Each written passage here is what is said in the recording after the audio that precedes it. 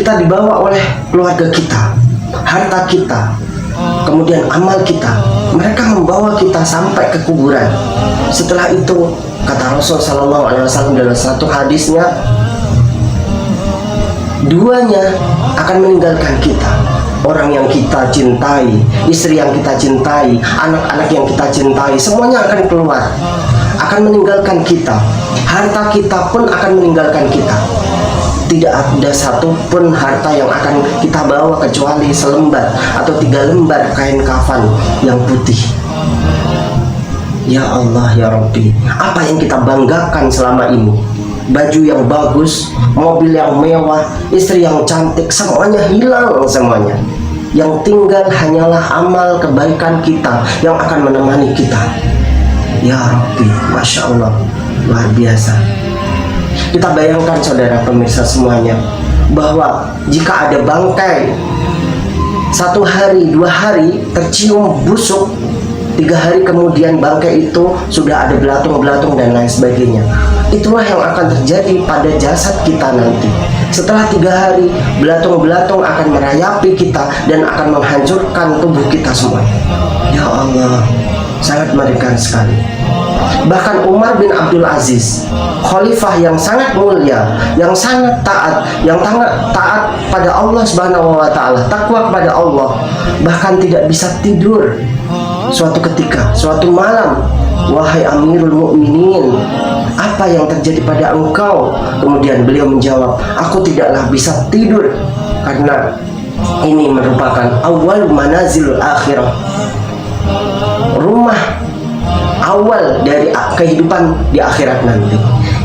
Jika memang seorang itu akan mendapatkan akhiratnya berupa neraka, maka DP yang akan didapatkan di kuburan nanti merupakan DP dari akhirat, berupa azab, berupa ular, berupa siksaan, dan na'udzubillah, dan lain sebagainya. Sementara kalau memang dia akan mendapatkan kehidupan di akhirat nanti berupa surga yang luasnya ka'ardis sama'i wal ard, seperti halnya langit dan bumi, maka di kuburanlah dia akan mendapatkannya kehidupan DP dari akhirat nanti. Masya Allah, luar biasa. Dia akan ditemani oleh malaikat rahmah.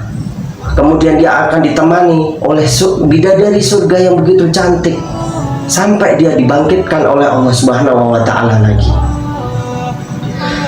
Dalam satu hadis riwayat disebutkan, kata Rasul sallallahu alaihi wasallam, "Ma ra'aitu maudaran illa wal qabru afdahu min." Aku tidak pernah melihat pemandangan yang begitu mengerikan daripada kuburan. Mengerikan sekali. Beliau pernah naik ke surga, kemudian pernah naik ke neraka. Dia tidak pernah melihat pemandangan yang begitu mengerikan dan dahsyat sekali kecuali di kuburan. Alhamdulillah min dzalik. Beliau melihat mungkar nakir yang begitu seram, mengerikan. Matanya yang begitu merah, besar. Kemudian sekali dia memukul, maka gunung yang besar pun akan hancur lebur. Inilah yang terjadi dalam kuburan nanti, saudara pemirsa yang dimuliakan Allah Subhanahu wa taala.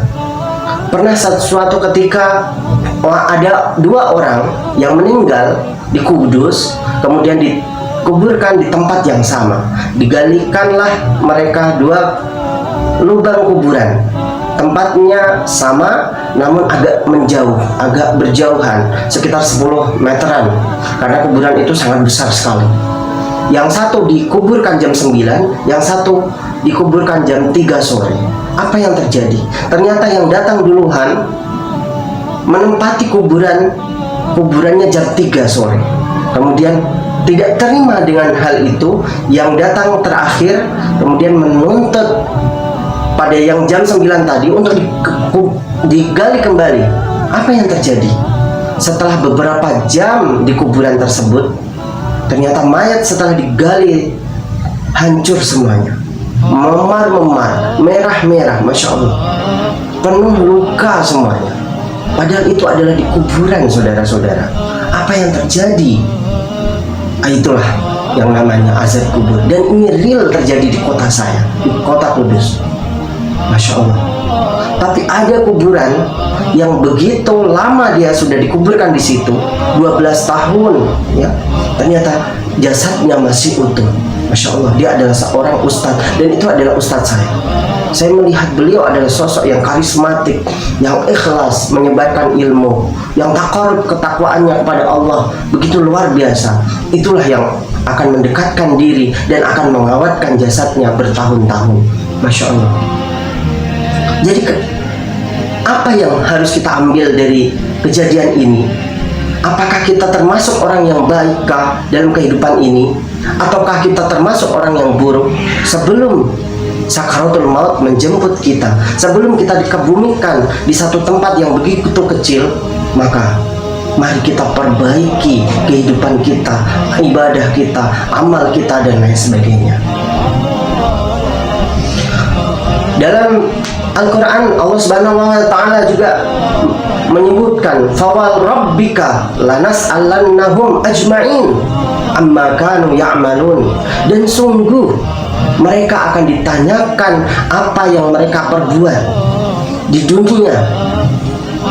Sholat kita, karena memang sholat adalah pertama kali yang akan dipertanggungjawabkan di akhirat nanti, dan di kuburan juga. Awwalu ma yuhasabu bihil abdu as-salah. Kalau memang sholat kita baik, kata Rasul, dimana terjemahnya adalah pertama kali yang akan dipertanggungjawabkan di kuburan adalah sholat kita. Kalau memang sholat kita baik, maka seluruh perbuatan kita dan azab itu akan lepas dari kita.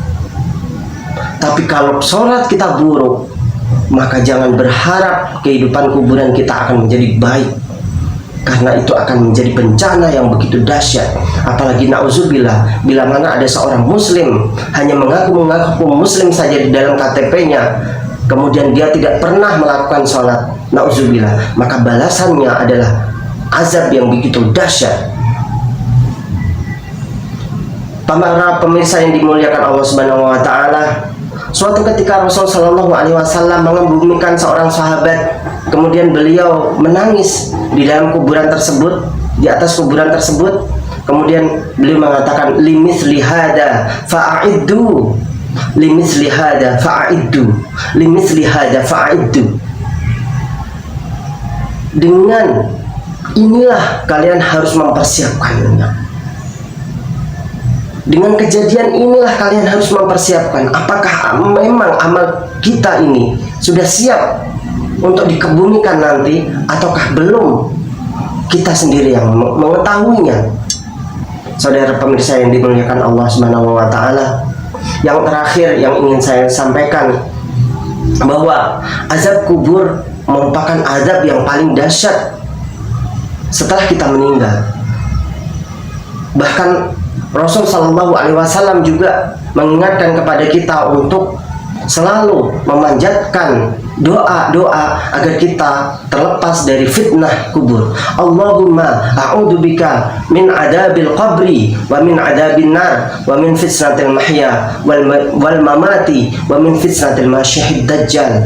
Ya Allah, aku berlindung kepadamu dari fitnah kubur, fitnah dunia, dan fitnah dajjal, laknatullah.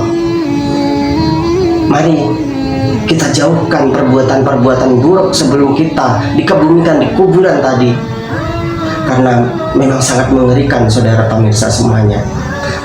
Ini yang bisa saya sampaikan, semoga berkah untuk kita semuanya. Wassalamualaikum warahmatullahi wabarakatuh.